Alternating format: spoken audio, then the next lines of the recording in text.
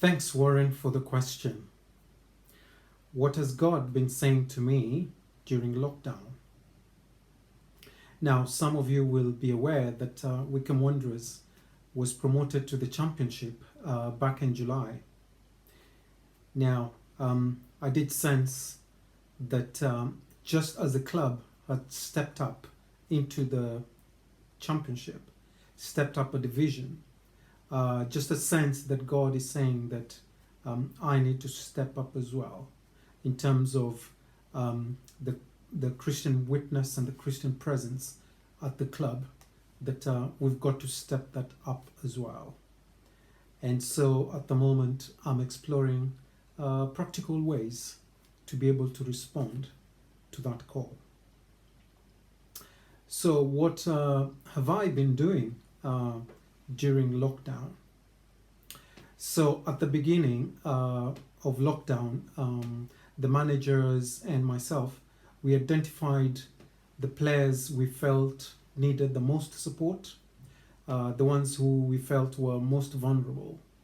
And so we came up with a plan to phone them on a weekly basis to be able to just stay in touch and be able to support them in that way. So back in July as well, I was able to support some of the players that were released. So 4 players were released by the club. So I had opportunity just to support them through that process, and also support some of the staff who were made redundant at the club. So I continued to visit the training ground and attending matches once training resumed, and I was available to support the players during the playoffs, even attending the match at Wembley. Also, during lockdown, we continued our monthly ecumenical Zoom prayer meetings that I set up in the town. So we continued praying for the club during that period. During lockdown as well, I was able to link the club with the local food bank, and one of the club directors and myself were involved in distributing the food parcels to some of the needy families within the town. And so it's been a privilege to be able to just continue to serve the club, to be available to the players through phone calls, and also once training resumed, just to be available in person, to be able to just support them as the need arose. So it's been fantastic what God has been doing, and we praise Him for that. Thank you. Hi there, my name is Gerrit and I'm the sports chaplain for my local rugby club and cricket club in a tiny little village in South Wales called Penturg. Now, right at the start of lockdown back in March, the director for sports chaplaincy in Wales, Martin Lewis, asked me if I would put together a couple of videos that we could just get out on social media. So I recorded some stories, some of them personal stories and other stories that I've just kind of picked up over the years, and I use specifically stories because stories are so incredibly powerful. Jesus told stories, and about 2,000 years later, we still are touched by these stories. They touch our hearts. They encourage us. They give us hope, and stories have the incredible power to change lives forever. And it was kind of my hope that with these videos I would be able to just bring some encouragement and hope to others, and perhaps even add value to their lives. You see, it was John Maxwell who said that leaders are people who add value to the lives of other people. A leader isn't someone who stands at the front and likes bossing other people around, or someone with a fancy title like director or manager or executive officer or shift boss. No, no, no. A leader is someone who adds value to the lives of other people. And that's exactly what we do at Sports Chaplaincy UK. Now I know that we all do it in different ways, but videos have been good to me. They've worked. They've given me a platform to connect with people in a completely different way. So Martin just asked if I would share with you some of the impact that we are aware of. Well, these videos did seem to hit a mark, and I would often get a message to say thank you for the encouragement, thank you for the message, thank you for those stories. They've impacted my life in some way. Some of these messages have come from as far afield as Australia and South Africa, and I understand some of these videos have even made their way to the United States, and that's the incredible thing about a video. You see, we make a video and we send it on to someone we know, but for them in their specific life situation at that moment, it might not be applicable. But they think then, oh, do you know what? So and so might really benefit from this story or from this message, and they send it on. We just never know where these things may end up. But the real impact has been much closer to home. Just the other day, I was on the golf course, and a complete stranger comes up to me and says, "Thank you for those encouraging videos. Keep them coming." Well, that's exactly what the videos have done. They've increased my visibility as a chaplain in the community, in the clubs where I serve, and even through all of these restrictions, they've given me an ability to connect with people like I've never really been able to do before. And the result of that has been many more meaningful conversations, and I'm grateful for that privilege, of course. But as I said earlier, as chaplains, we all add value in different ways, and videos have worked for me. And if you would like to try videos and would like some a little bit of tips and strategies, I'm happy to share what I've learned over the last few months. I'd be just get in contact or through Martin. I'd happily help with that. Well, my 4 minutes are up, so I'm going to have to say goodbye now. Thank you for listening. God bless. Hello, my name's Karen. I'm one of the SEUK chaplains at the Swansea Bravehearts, and I want to talk to you about compassion. It's been a tough 6-7 months. It's been tough for the chaplains, it's been tough for the club members and their families, but it's also been a very great privilege to serve. There's been a club app which I've set up. It's allowed me to keep in very regular contact with the club members and their families. I've also used that to extend it out to a homework club. We've done cooking, we've done baking, we've shared each other's ups, we've shared each other's downs. I've also been very, very fortunate with a very supportive church at Gendros Baptist Church, and we have been just supported incredibly. Pastor John has done several videos to support the club members. He's just recorded one for the club holiday, which was really well received. I've shared the YouTube or Facebook services every week, the 3-minute daily talks from John. They've been very well received. It's been about practical compassion as well. It's been about the meal ministry at church, where free hot meals were delivered once a week and food parcels to those in need, and several at the club have been able to receive those thanks to Gendros. It's been about raising awareness through the virtual newsletter of the needs of the Bravehearts without naming names, just general prayers. We've had 3 prayer meetings a day at church, and we now have a club member who lost his brother, unfortunately, to COVID, who's now joining in. He has learning disabilities and he loves it. He's so friendly, so welcoming. It's been going out mowing lawns, it's been sending baking up, it's been sending cards and support and texts. It's being there, it's answering the phone at 11 o'clock at night when somebody's father is dying in hospital and they can't be there. It's been about being creative. We've got a very, very supportive church which gave the Christmas donation to the club to help fund it. Very supportive pastor, prayer warriors, every single one of them. There's always a lot of support and prayer for the chaplaincy. The pastor even uses Macathon just to open up the service so that more and more of the club and their families can access the service. We've done the dad dancing with the pastor and his daughter, trying to turn it into Strictly Come Dancing. That was very good fun, but it helped people engage. We've also had an awful lot of support just on a personal level from SUK. We've had regular Zoom meetings, I've had regular phone calls from Heather, and when we lost a very, very dear friend, it was devastating. The compassion and the love, the phone calls I had from very busy people at the chaplaincy, the support, the love. We've had videos from Warren. We've had regular contact, and the prayer app, the SUK app is brilliant. We have prayed for each other, and just basically extended the compassion of Christ. It's been a privilege. Hi, I'm Philip Mitchell from Sports Chaplaincy in Ireland. What a privilege it is for Sports Chaplaincy in Ireland to serve people in the clubs and associations up and down the country.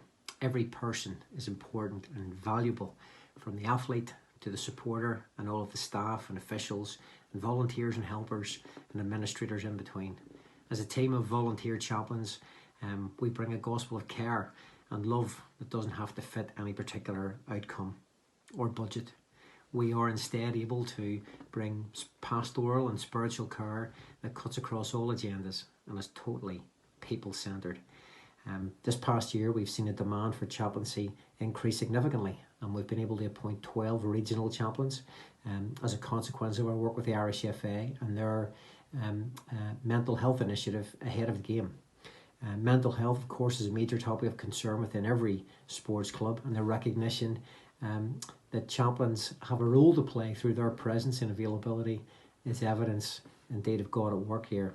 And this last year, God has been at work through all the difficulties that life has produced for the sporting community in Northern Ireland. Our chaplains have been required more than ever to help and journey with people through troubled waters, as well as celebrating life with them and bringing fresh perspective. God has been present through our chaplains during incredible heartbreak and also journeys of renewal and refreshment. We've been there when people's worlds have come crashing down around them, and been able to journey with them through the pain and anguish that brings. We've been there to listen, support, and provide practical guidance and pastoral support and wisdom and spiritual care to many others, hopefully helping prevent their worlds from crashing down around them. We have had the privilege of being able to distribute by approval of clubs, Gideon's Bibles to over 6,500 sports people. Our task is great to have chaplains serving in every club in Northern Ireland and the Republic of Ireland, and we would love to see an increase in the amount of chaplaincy work in both women's sport and disability sport. And God is starting to open doors for us there, so we are hugely grateful. We have seen an increase in the appointment to chaplains in Northern Irish amateur football across leagues such as the Newcastle District League, the Mid-Ulster League, Ballymena Saturday Morning League and Ballymena Provincial League. And of course at the Northern Ireland Football League we enjoy a great friendship of mutual respect and understanding, and we have the privilege of serving at 27 of the 35 Northern Ireland Football League clubs, as well as the senior referees. In rugby, the clubs, 5 clubs have appointed chaplains in the last 12 months, including Coleraine Rugby, Cricket and Hockey Club, which has 1,100 members. And on the topic of cricket, we have been endorsed by the North West Cricket Union and have been delighted to appoint chaplains to 4 new clubs. We have started to make inroads into golf as well, and we're excited about the possibilities in the year ahead. We want to serve every person within every club, every sport, and at every level across all of Ireland. And our resources may seem so limited, but we are praying to God who owns this work to send the workers. And no matter how overwhelming the task may seem to some, we know who is in control and capable of even more than we can think or imagine. So as we step into this new season of our lives, we must have the strength and courage to do what God has asked us to do, and have the faith that the work that He has begun in us will be carried out to completion. So as we listen, as we are guided by God, and we are fully persuaded that He will carry out the work that He has promised to do. So please continue to pray for our chaplains in Ireland, and please continue to support us in all that we're doing. in Jesus' name. Amen. Greetings from sunny Scotland. Well, actually, the sun's not shining today, but it does normally. So my name's Katrina Lamon, and I am chaplain with Hibernian Women. We're based in Edinburgh. I've been asked to share a few thoughts and reflections on my lockdown experience with the team. So in Scotland, we were only 1 week into our season when lockdown happened, so that was very sad and a challenge. And it was a particular challenge at Hibs because our team had changed so much in the close season. We lost a lot of players. We had a lot of new players, a lot of new young players coming up, and our coaching staff had changed almost entirely. So that was always going to be a challenge because they didn't really have time to really bond well as a staff team and as a playing team. So I was asked, because most of the players and the staff team were furloughed and they weren't allowed to be in touch with one another, I was asked if I would try and keep the team together and talking. And so on Sunday nights I had a regular Zoom with the team, and that was a real privilege to be asked and to be trusted in that role. And we did lots of different things. We did quizzes until we got fed up with quizzes, but who didn't? And then I interviewed various players from the men's team. We did sessions on how to keep our mental health healthy during lockdown. And definitely one of my highlights was being allowed to interview Judy Murray, who is a big Hibby, like her son Andy. So that was amazing. She was great fun to interview, and the girls loved hearing from her. So yeah, that was definitely a highlight lockdown. Other than that, I guess I just stayed in touch with all of the players individually through just WhatsApping them regularly to check in on them. And then as soon as I was allowed to, I started meeting up with them one-to-one, going for coffee with them, just to check in, because it's very difficult to see how they really are through on messaging. So that was really nice to be able to see them face to face. Also on our social media, on our just our staff and player chat, I was sent in photos regularly of just when I was out walking, beautiful views around the city, and then combined them with texts from the Bible that they knew were from the Bible, but they were just, most of them were from Proverbs and were just, good, wise encouragements and challenges. So that was quite fun. It was quite a kind of natural way to slip Bible truths into their day. And yeah, it was definitely a challenge. And I'm just so praying that our season gets to go ahead on the 18th of October and get back to a bit more of normality. So yeah, lockdown was a challenge, but I could see God's hand in lots of different conversations and circumstances. So for that, I'm very thankful. And of course, the ongoing privilege of being able to pray for these players and the staff is a privilege indeed. So yeah, that's how I found lockdown. Hi, my name's Mark Blythe. I'm part of the gym chaplaincy team at Excel in Walton-on-Thames. We get the team of 12 that go in regularly. I do the gym, the swimming pool, and coordinate walking football. Lockdown started with a bang with us, where 20 of the walking footballers came back from Portugal with the virus, some seriously ill in hospital. We had to coordinate visits, water, food, just messages to everybody, and obviously a prayer. We had a fantastic prayer team going on to support all the guys, and they all miraculously pulled through. On a daily basis after that, it was Zooms, we had quizzes, we had chats, we had workouts, all going on Zooms on a daily basis to keep in touch. And now we're back seeing people, chatting people, being there in the flesh, which is just great to see people a day. So we are going to keep up some of the Zooms, because that's the best way to reach some people.